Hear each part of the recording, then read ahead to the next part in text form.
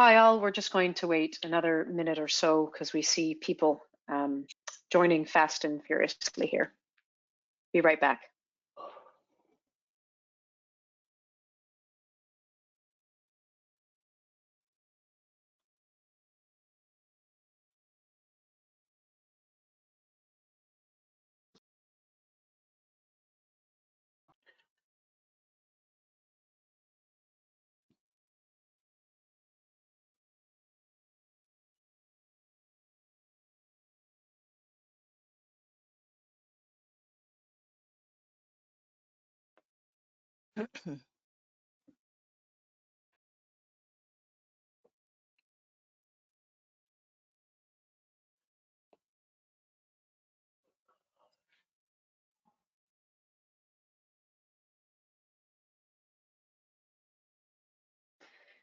Hello, so good morning or good afternoon or good evening to everyone, depending on where you're joining from in the world.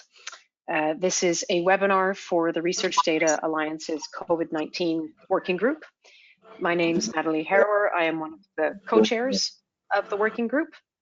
And I just might ask people to mute their microphones if they've got them on, getting a bit of feedback. So we will kick this off now. Welcome to the webinar.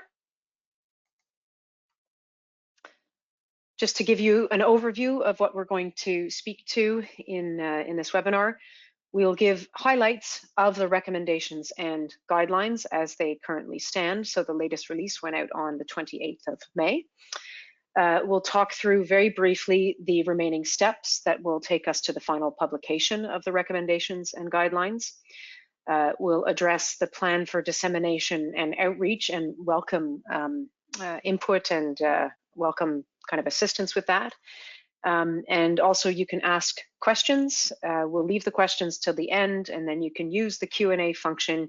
If you look at your little control panel there, you'll see a section that says questions, and you just have to click on that to enter them there. Okay, so very briefly, what are, or what were in a sense, because we're coming towards the end here, the objectives of the working group. First, to clearly define detailed guidelines on data sharing under the circumstances that we're dealing with COVID-19, and to help stakeholders follow best practices to both maximize the efficiency of their work, but also to act as a blueprint for future emergencies. There's kind of two parts to this. One is to develop recommendations for policymakers to maximize the timely and quality sharing of data, and also to feed into appropriate responses in such health emergencies.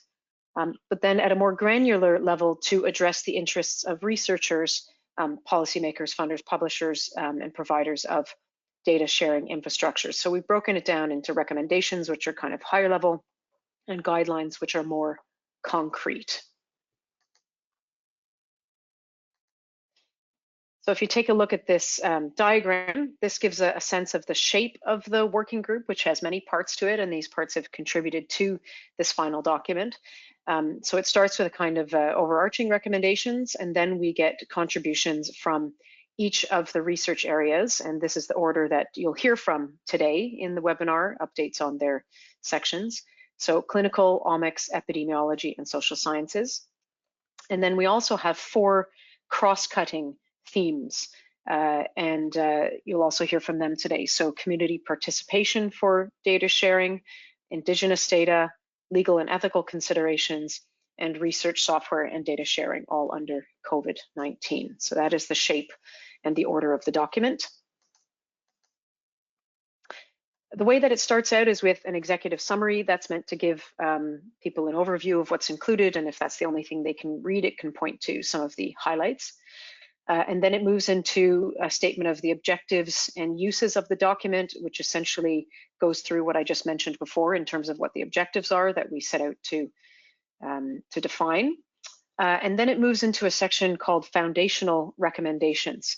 And what this section is about is drawing out issues, challenges, and kind of responses, potential responses to those challenges that cut across all of the different areas that are discussed in the document. and really it positions the question as a kind of the critical need for timely data sharing on the one hand versus an overall lack of coordinated standards for doing this. So how do we address this particular, the nexus of this challenge?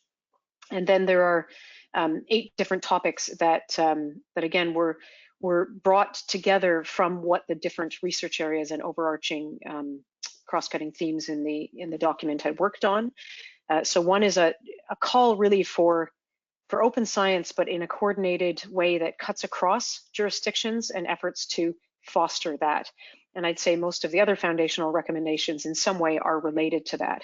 So that includes an infrastructure investment in a kind of strategic and targeted way, the use of fair data and producing data that is fair in a timely fashion is very key, and all of the different sections speak to this.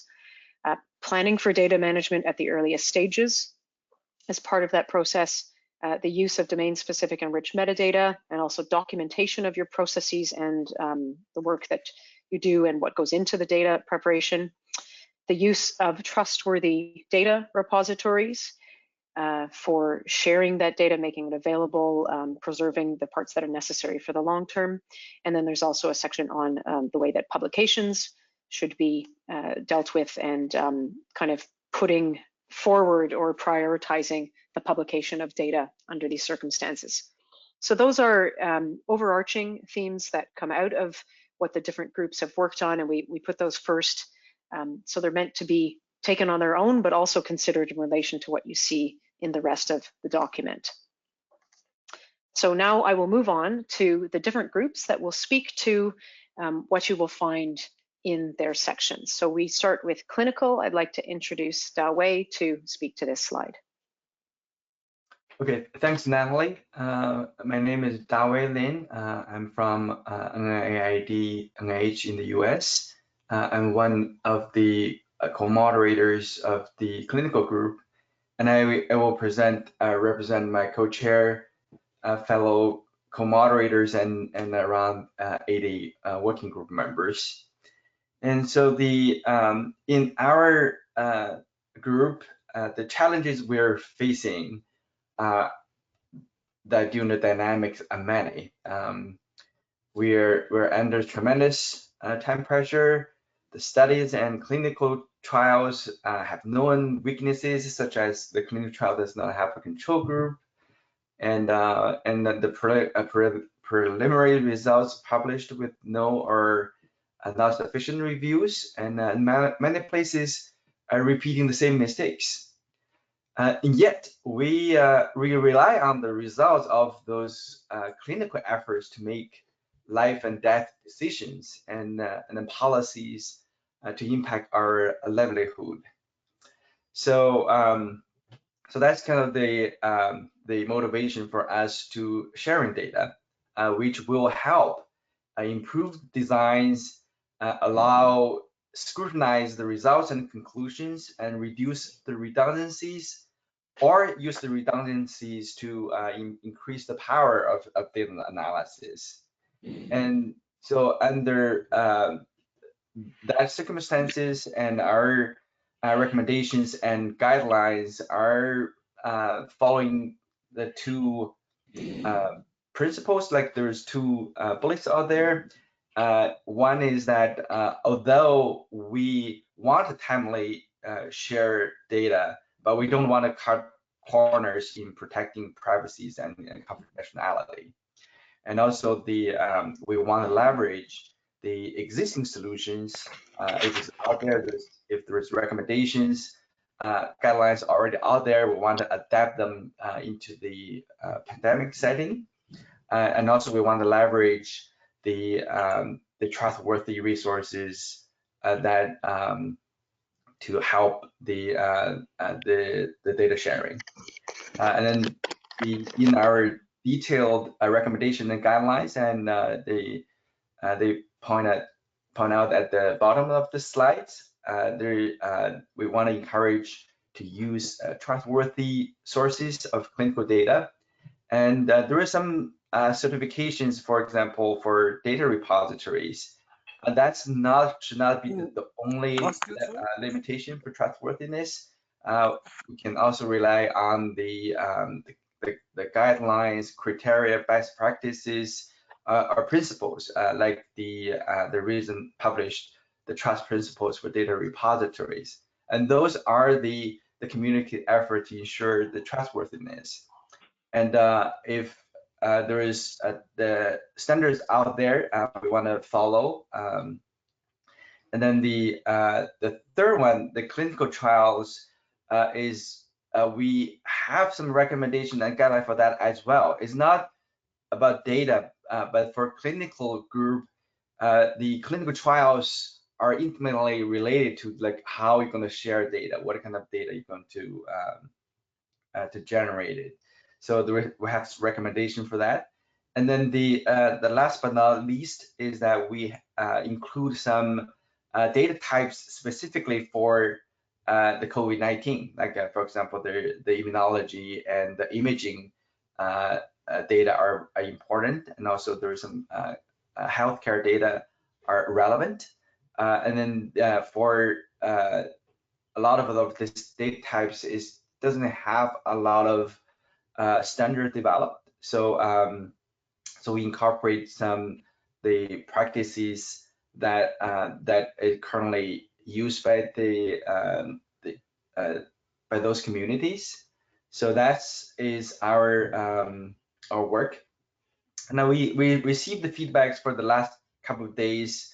I think there is mainly to clarify what we wrote there and to make it more specific for the recommendations.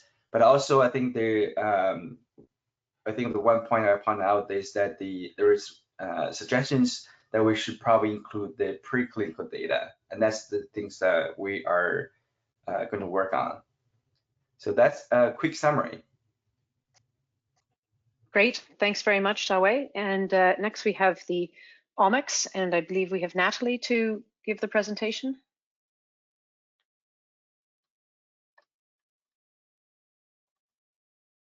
Hi, Actually, thank you, Natalie. Here's Rob. Yeah, Oh, thank okay. you. We were just discussing among each other. So Okay. thank you very much.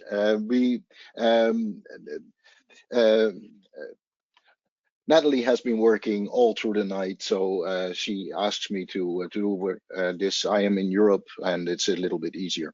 The omics group, again, only 2 co-moderators, but we are insignificant relative to the whole group that has been collaborating to get all the information together. Our part contains some generic recommendations, of course, the same shape as any other of the sections, as is indicated here on the left in the slide. I'd just like to give you an example of what we have in there. So our guidelines are focused on 5 different kinds of data. So we have information about the virus genomics, about host genomics, about structural data, metabolomics, and lipidomics. And we try to make all of those very concrete for researchers. An example is given in the right column for the structural data, where you see that we have sections on repositories, both for submission and for finding information if you are doing research that is based on existing data, and on data and metadata standards. And the same is true for all the 5 types of guidelines that we have. We try to make it as easy as possible by providing guidelines on how to choose between all those resources. And many of the guidelines actually contain sub IDs for each of the types of structural data, for instance, that are there. And that's the same is true for the genomics data. There are many different techniques, each resulting in virus genomics data, are delivering data for different kinds of repositories. Of course, there are many interactions and pointers towards our other chapters from our chapter. One thing that we've done as much as possible as well is not only point directly to the publications that publish the statutes of the repositories and the standards and metadata standards, but also to descriptions of those standards and their relations in the RDA fair sharing resource. I think that's it. I'm happy at the end of the meeting to take your questions for Onyx as well. Thanks very much, Rob. Okay, then we'll move on to epidemiology, and we have Claire to present this. Good morning, good afternoon, everybody. So epidemiology, first of all, I want to thank from the bottom of my heart, really the tireless efforts on behalf of the epidemiology subwork group to generate a meaningful and useful and actionable document. Epidemiology, it's been a challenge to rein things in because epidemiology covers really a very wide range of different types of data and sources, and yet it underpins really all of the strategies for combating COVID-19 and the public health emergency measures. Epidemiology in this situation of a pandemic is a big data problem, especially with respect to the velocity of the data that are generated and coming in, the velocity, the variety from just a tremendous variety of sources around the world, and veracity. If I would pick one recommendation of all those that the subwork group has made, we would say that it is really there is an urgent need to develop an internationally harmonized specification to enable rapid reporting and integration of epidemiology as much as possible machine to machine data transmission. Since the last webinar, we have now a standalone epidemiology data sharing supporting output. What was previously in a very long section in epidemiology in the overarching document, much of it is being extracted and moved into the supporting document. And there are now, I believe, 6 annexes, which are in effect the 6 papers or manuscripts. So the information has been organized into paper format. So there is a dedicated web page for the supporting output from the epidemiology subwork group, which you have the link there. I'll be very happy to entertain any questions at the end when all of the other speakers have completed their presentation. Thank you very much. Thank you, Claire. Okay, now on to the social sciences, and first I'll introduce Irina. Thanks, Natalie. Hello, and thank you everyone who contributed to these recommendations and guidelines. What we wanted to stress is that social science data is essential to the work in all other research domains, and important itself for understanding and managing social, behavioral, and economic aspects of pandemic. And it really helps to avoid increasing health and social disparities due to COVID-19 and other health emergencies. We also wanted to provide some recommendations and guidelines how researchers could correctly plan, collect, handle, share their data, so that this data would really benefit scientists around the world. And we feel like other domains could learn from social sciences how we handle personal data.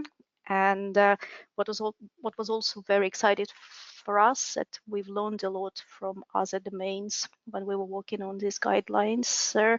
So we've gained a lot from other subgroups.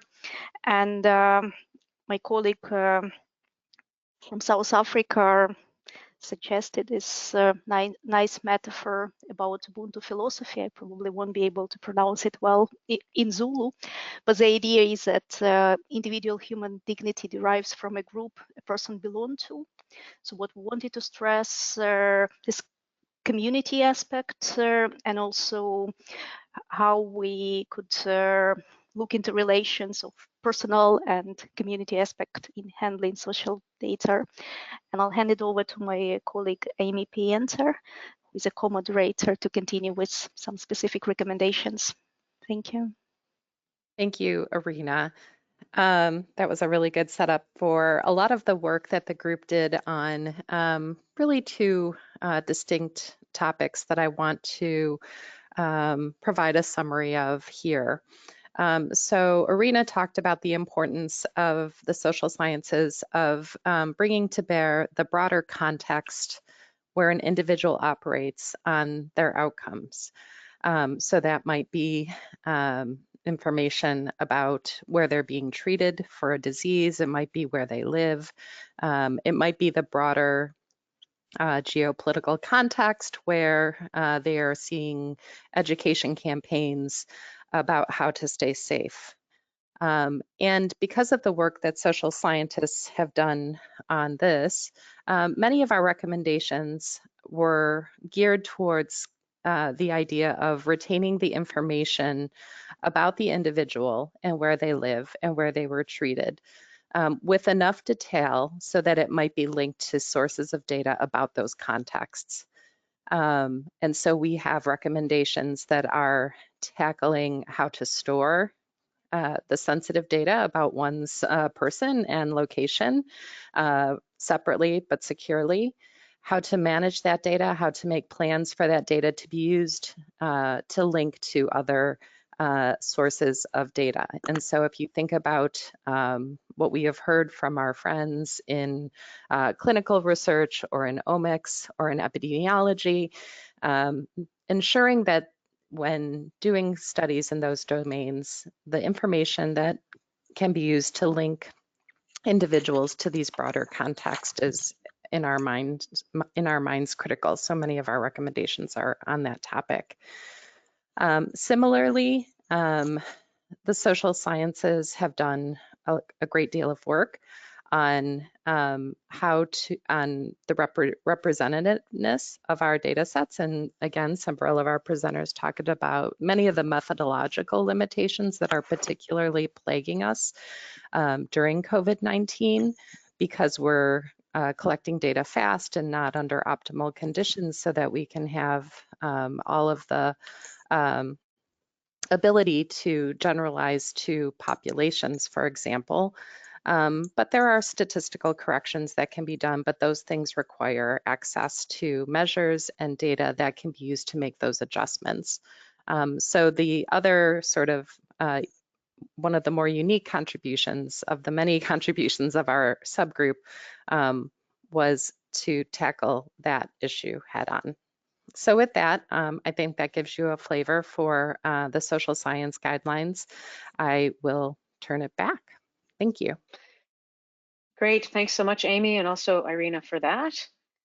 Now we're going to move to the cross-cutting themes, and I'll just remind you that if you have questions, you can type them in at any point to the questions box, and we'll come to those at the end. So now I'm passing over to Timea for this section. Hello, everyone. My name is Timea Byro from the Digital Repository of Ireland. I'm also one of the co-moderators of the Community Participation Cross-Cutting Subgroup. First of all, we would like to thank everyone who has contributed to this section of the guidelines and recommendation. It's been truly a group effort, and it's very much appreciated. Just to set the scene, we know that many and diverse communities have answered to this emergency in numerous ways, and this cross-cutting theme has looked at the at the issues related to data management and sharing and collaboration through the lenses of community participation. The main challenges that we have identified are connected to adopting an open and inclusive and active approach to bridge all these communities and ensure that all inputs and diverse perspectives are considered and widely communicated. And this need has to be balanced with the requirement to establish transparent and appropriate governance to oversee the data and its management. Overall, we realized that these rather generic challenges also translate into a more specific one, and that is the need for guidelines that would enable these diverse communities, and in this case, also citizens and citizen scientists to participate and contribute effectively to this common body of knowledge. In detail, we have looked at 2 use cases. So we've looked into the app development for contact tracing and symptom tracking, and also into participatory disaster response strategies to see how these challenges pan out. And we have realized that this wider involvement is not only obviously something that is desired, but is something that is necessary and needs to be guided from all sides of the spectrum. So we have identified key recommendations and guidelines.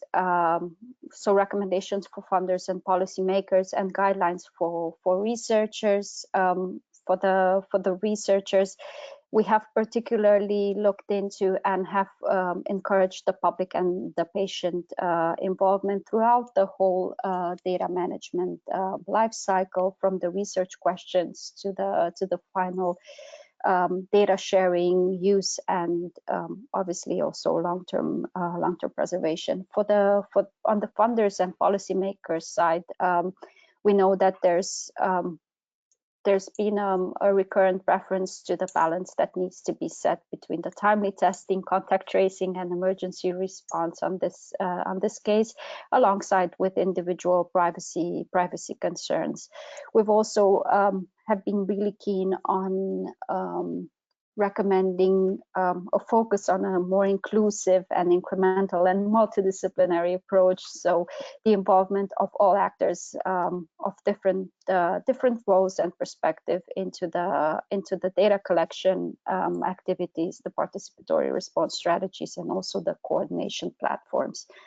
So hopefully these will provide guidelines for both the practitioners who are involved in all these aspects, but as well to the ones planning and coordinating all these activities. So again, thank you very much for the contributions to this section of the guidelines, and we welcome any questions and further suggestions. Thank you, Timea. Okay, now we'll move to the section on Indigenous data, and I believe we have Stephanie here to present this.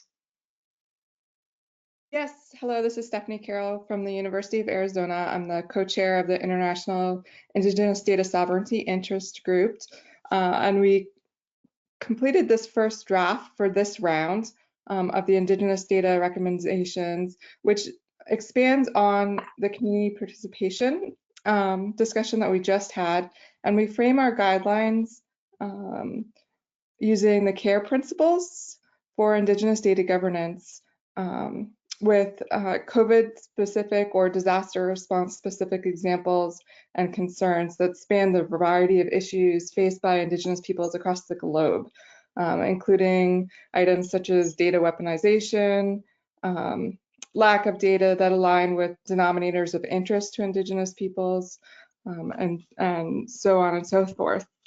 These guidelines set out the requirements for Indigenous design data approaches and standards, inclusive especially of the rights to Indigenous data governance and decision-making with the planning and design of Indigenous data collection and sharing.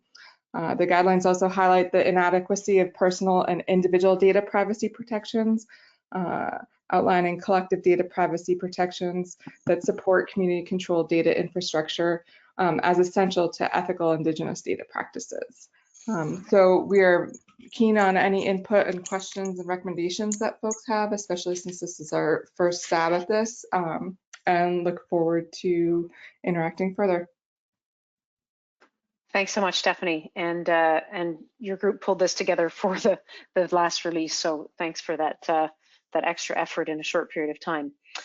Okay, now we'll move on to the next section, if I can click there, which is legal and ethical. And I believe we have Brian on the line. Yes, hello. This is Brian Pickering from the University of Southampton.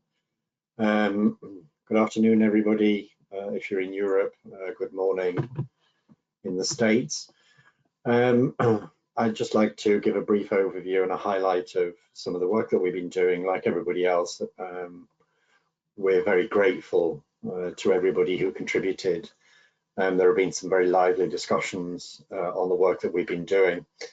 I put some contributors at the bottom. This is not an exhaustive list, but these are the people who have been there right from the start.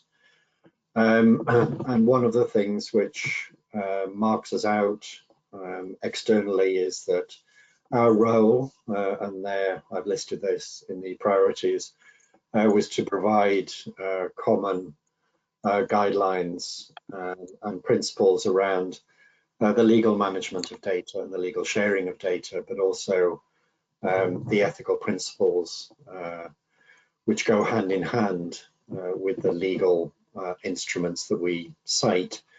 And particularly if I pick up on what the previous speaker said right at the end of the CARE principles, this idea that really for the community we should be doing the right thing. So it's important that we support their interests and look for legal methods to be able to do that. Internally, it was a very challenging time for us, not just for the time constraints that everybody was under, but also because the legal practitioners were insistent that we should follow their principles, and the ethicists were saying, hang on guys, we need to think about this. And so ultimately, the guidelines in the document represents a synthesis of both sides. Moving on to the key recommendations, I just wanted to pick out 3 particular areas. The first one is access, and so we focus quite a lot on how different groups, different disciplines, different data owners might actually share their data, both in terms of primary data, but also the secondary use of those data, and what we need to do to make sure that the access is timely and efficient, but also appropriate in terms of the benefits for the community as well as for the individual data subject. I've highlighted ethical guidelines because especially in times of public emergency, it is important to think of the benefit to the whole community and the responsibility across all of the community. And so one of the exciting things in being involved in this initiative is to see the social science and the medical science aspects of what we need to do to ensure the successful tackling of this particular emergency. And then finally, I highlighted Open COVID Pledge. This is a group of commercial organizations who have committed publicly to doing what they can to make data and to support, from a technology point of view, the activities going on in a public emergency. So this was the third main strand of what we were talking about, namely that there are data repositories, there are data owners, there are trustworthy data repositories that exist in the non-research environment. And we thought it very important to highlight that the principles that we've set out, the legal instruments that we refer to, would also benefit from policies which would encourage those people sitting on very valuable data to share those data for the common good. So that's an overview, and any questions, any comments, we will take on board and respond to as best we can. Thank you.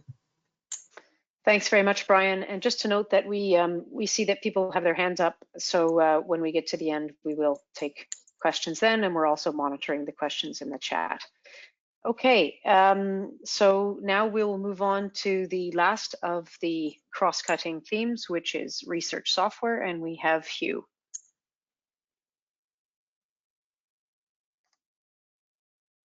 Hello, everybody. Okay, so it's been just at the end of this, I wanted to talk about the research software subgroup's contribution here. So this has been a contribution from 43 members. This is mostly composed of individuals from the Research Software Alliance. So I'm very grateful to them for their contributions to this. The research software contribution became identified as a cross-cutting activity in terms of the various other subgroups said, hang on, this is an activity which just crops up for all of us. So that was the kind of the basis of why this was set up. So in some respect, the recommendations and guidelines that we're doing are quite generic, but that's because they sort of should be seen in the context of the other different groups, such as, for example, the omics group and so on. The primary goal was very much to highlight the importance of sharing research software alongside the research data it analyzes and provide guidelines and best practices for enabling this. So it was the key recognition that, yes, very much this report is sort of focused on the data that's being generated, but that if you want to analyze that data, you also have to think about the research software and think about the practices which are necessary to enable that. At the end of this, we came up with a series of 4 policy recommendations and then sets of guidelines which were aimed at publishers and also for researchers. If it's possible, can I move on to the next slide, please?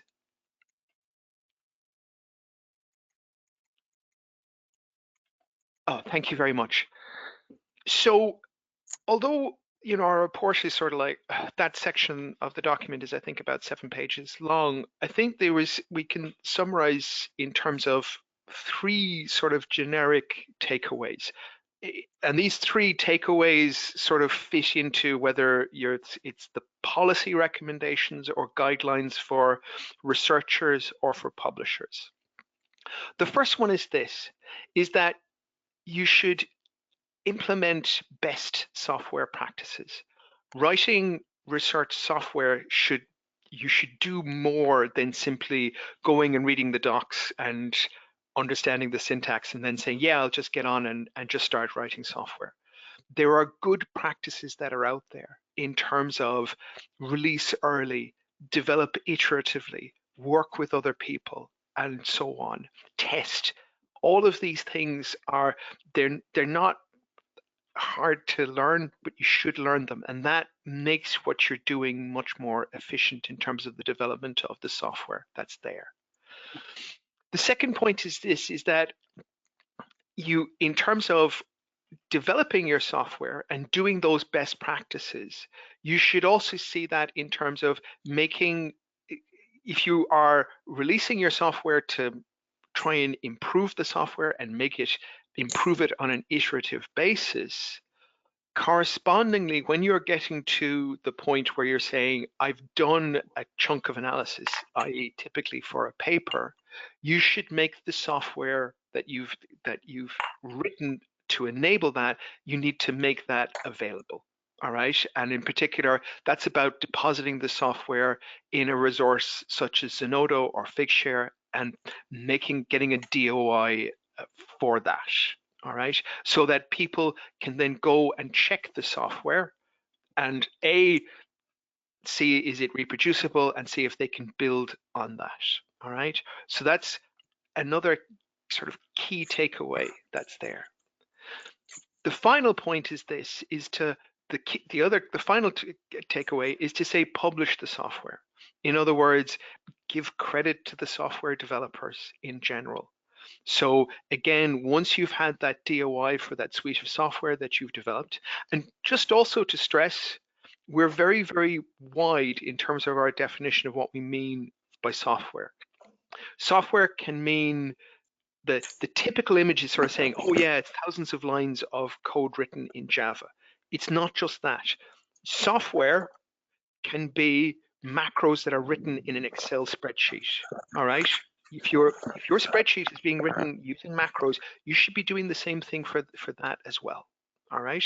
So think about that as broad a church as possible. Now, publishing your software means not only publishing it in like a specialist software journal, but also in terms of saying, here's my paper, which is doing some analysis of data, and here's also where I have the link to the software, which is again published as a first-class research object that's put there in the bibliography. We have the sets of policy recommendations to match that, but you'll see echoes of those three takeaways occurring in the guidelines also for researchers and for publishers. So in terms of policy recommendations, it's about support the development and maintenance of critical research software. You've got to support the development of research software and also its maintenance. Second point is to encourage research software to be available under as an open source license, and at the very least require it to be available. Then you encourage the research community's ability to apply best practices for research software.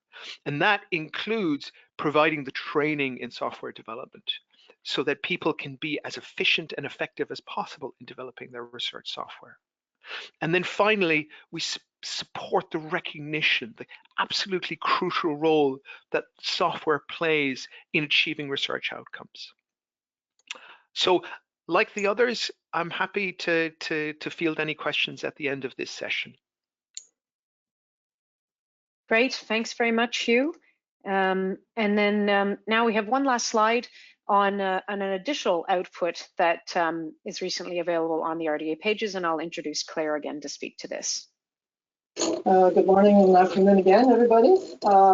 The Zotero Reference Manager, open source, free open source software, has been used by the subwork groups to support their work in collecting and annotating resources and references.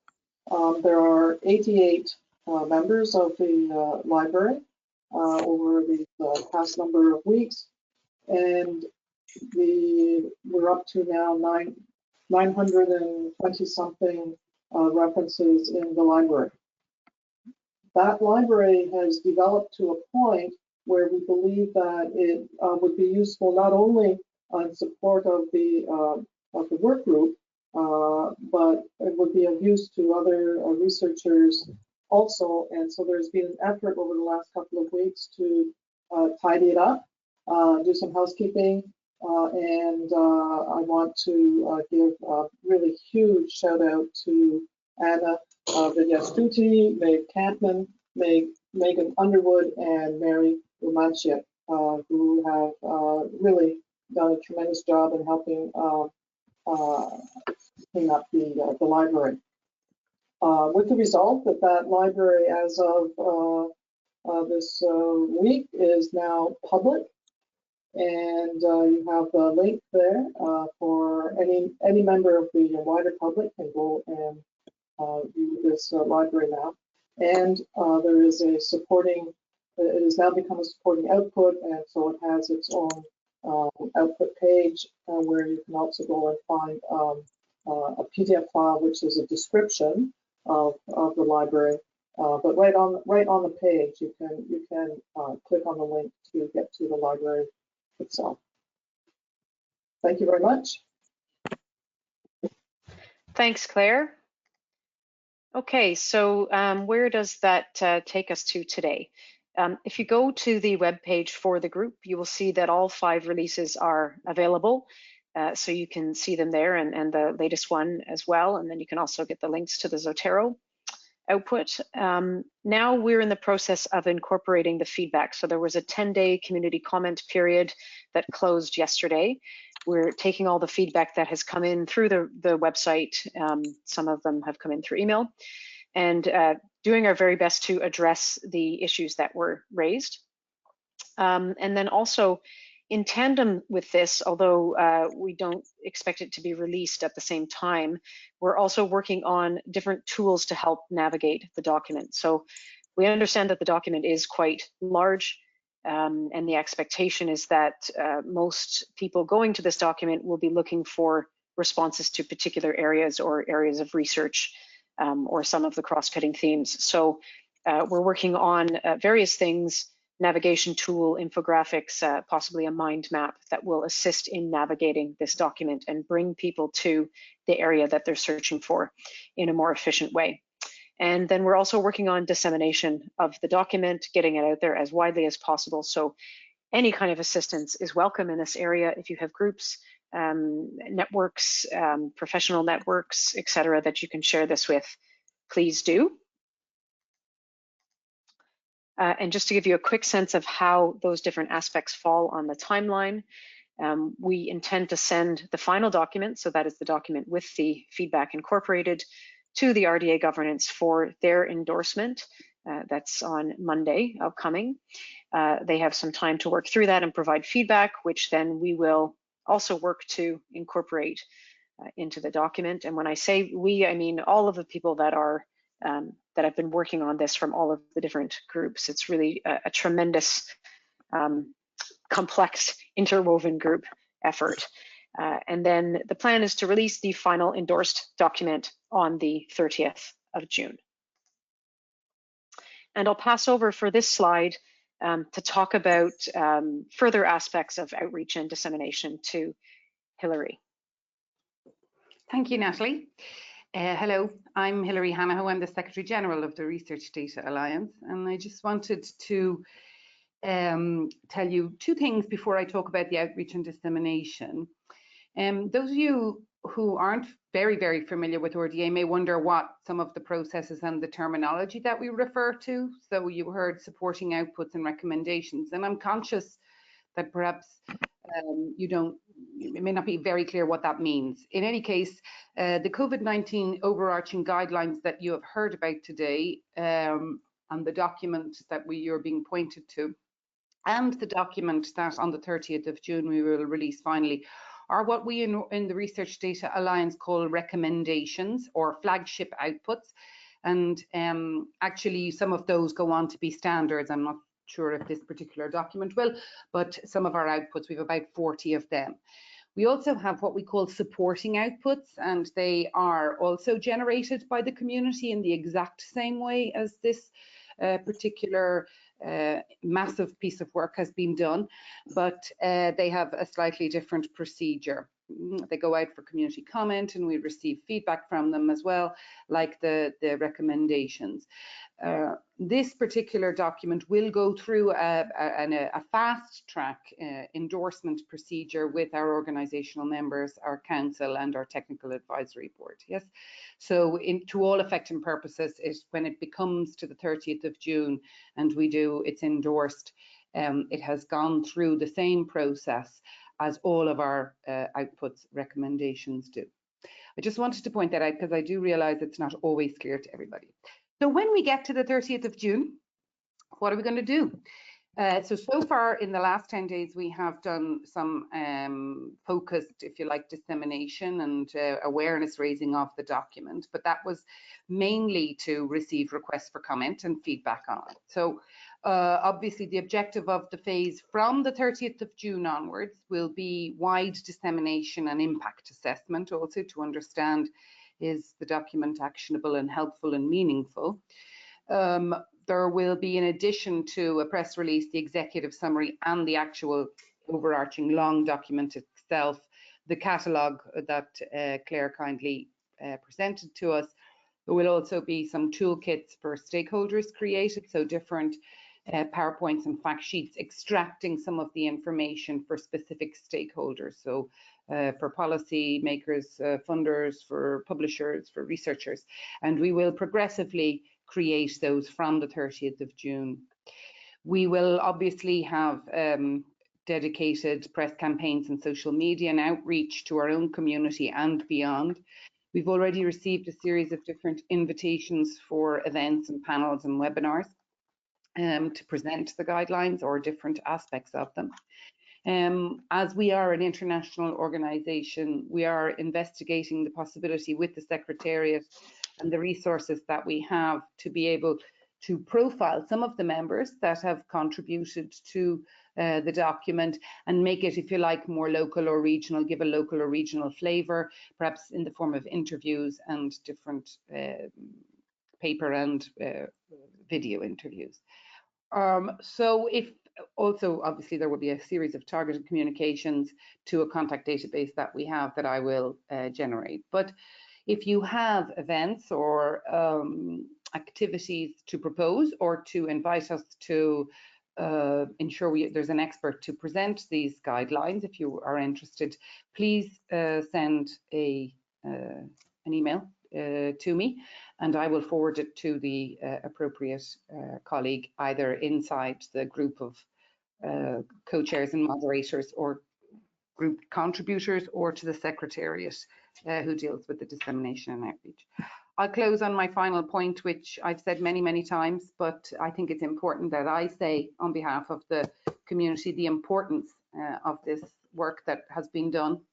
The immensity of the work that I have never ever seen in my life. And I've been involved in RDA since the beginning, not in this role, but in other roles. And I've seen some amazing work in RDA. I've never seen such a movement of the community in this way, and I'm very grateful. I'm also very grateful for those of you who have taken time to comment and to provide feedback and constructive criticism, which we have received and which we need. And I would ask you not to stop doing that, even though the request for comments period is closed. But we are an open, transparent organisation, and we wish to take on board any comments that we can, and it's useful to receive them in any way. I'd like to remind you again once, because I don't think anyone has ever said it, this is a completely volunteer effort. This was completely organised and managed by volunteers from the first to the last. I think there are only two of us the Secretariat is funded and I am funded, but I actually had very little to do with this. So I think it's an immensely, it's a very unique contribution to this particular moment, but also I hope to public emergency health situations in the future. But I would remind you that it is completely volunteer, and I thank everybody who gave a little or a very great deal of their time to generate this very important output for the community and for society at large. Thank you. Thanks very much, Hilary. Okay, so that brings us to the end of what we're presenting to you. We have a few minutes to take questions. Some of them have come in through the question function, so I'll read some of these out, and there's about 18 of us that are either chairs or moderators of the group on this call. So I will just ask people to self-designate and respond to them if it comes in. I think this one was directed at the research software group. What about making it citable? There does not seem to be much of an awareness in the scholarly community to cite and give due credit to software development efforts. So I don't know if you or someone else would like to respond to that.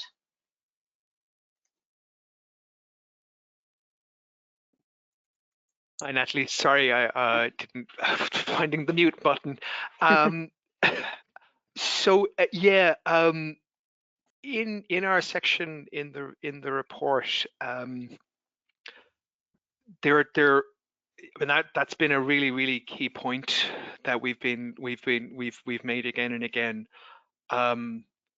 Research software developers need credit for the work that they've been doing. So in particular, if we look at our guidelines for publishers, we're making this point that you have software articles, which is one thing, and that's very useful, but also for pieces of research software that are included as pieces of analysis, that they should never be, you never again should have that situation where it's like, oh yeah, here's the thing which is put into the footnotes somewhere and it's in a URL which will disappear tomorrow. No, you make sure that it's the software is uploaded onto a site like Zenodo or Figshare. You have a DOI for it, and you put that DOI in the bibliography. All right, so that the people who are developing it are getting credit for that.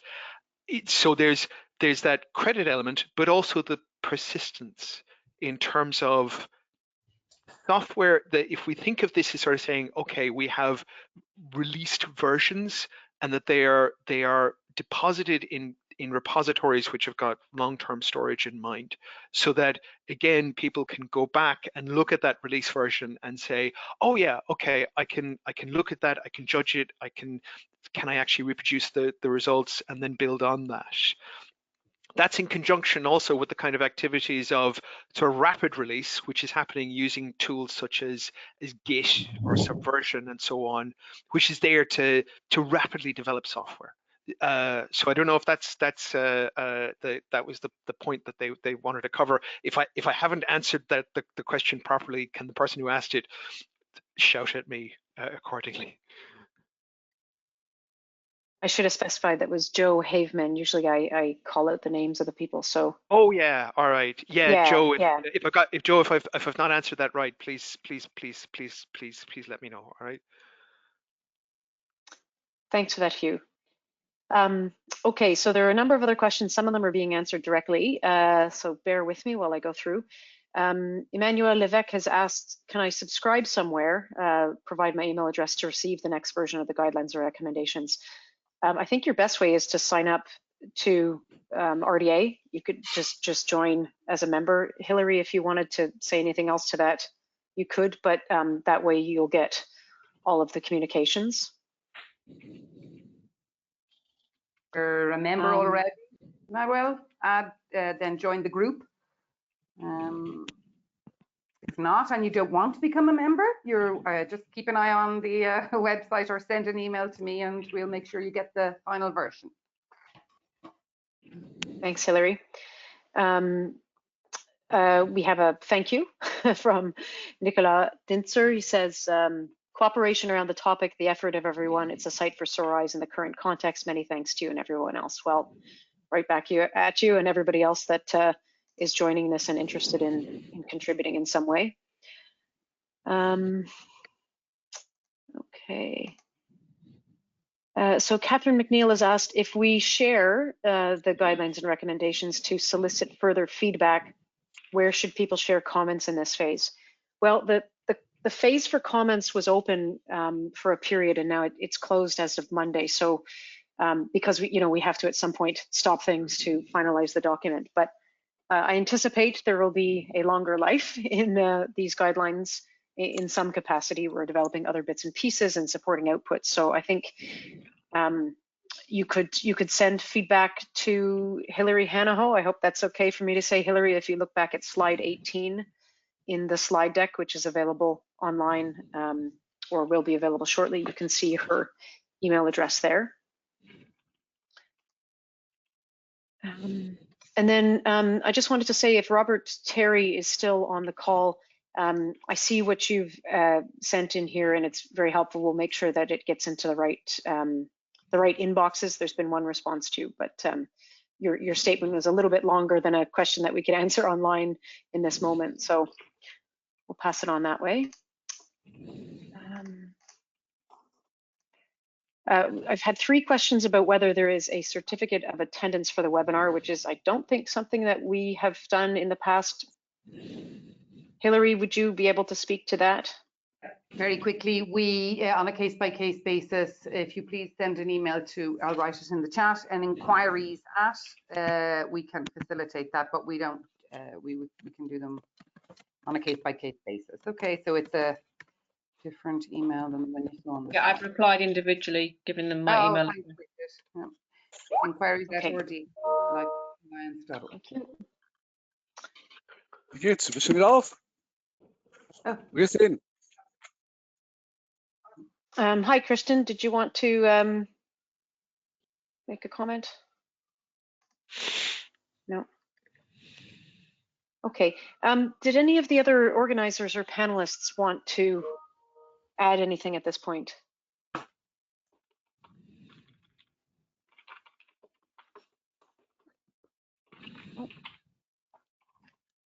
Okay, well, thank you very much. Oh, Can I just hi, say Anne. Go ahead. one thing?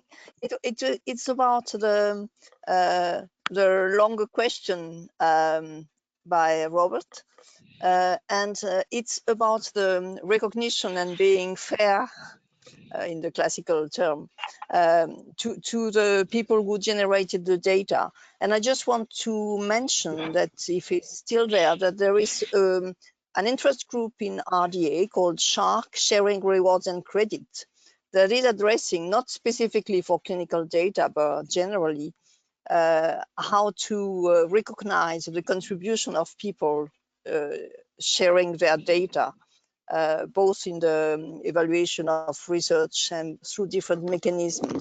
So this group has not yet issued recommendations, but that's exactly one of the points this group is working on, and maybe it would be interested to join. Thank you, Anne. Anyone else?